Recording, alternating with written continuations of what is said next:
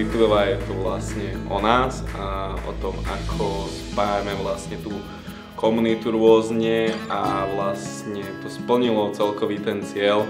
Veľa žiakov aj spolužiakov sa tu stretáva, radia si, učia sa tu, aj si niekedy aj čítajú knihy, čiže splnilo to cieľ určite. Podpora tu určite bola zo strany učiteľov, hlavne od našej triednej, ale bola tu aj tá nedôvera v ten daný projekt tým, že sa to v podstate menilo. Ľudia boli zvyknutí ako staršie ročníky, ktoré už tu nie sú, tak boli zvyknutí na staré sedenie, ale to nebolo už také v podstate to univerzálne, čo sme tu chceli, aby tu bolo aj vyučovanie a zároveň aby sa tu mohli aj stretávať viacero ľudí, lebo tu bolo veľmi obmedzené akože počtovo.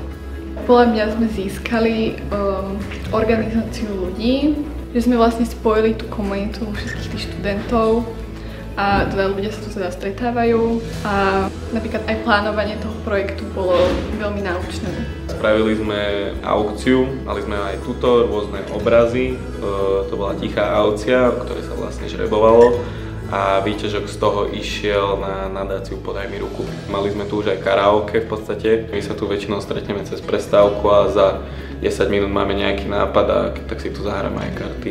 Filantropia bol taká nová vlastnosť, čo sme dostali z tohto a sa snažíme aj tým mladším spolužiakom hlavne pomáhať, nech to majú o mnoho ľahšie. Toto by som odporúčil, lebo je to podľa mňa nová skúsenosť pre každého človeka, či už staršieho alebo mladšieho.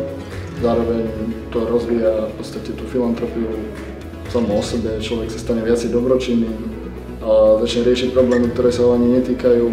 Začnú sa podieľať na rôznych projektoch a určite budú aj viacej komunikatívni, organizovať sa viacej a všetky takéto možné veci.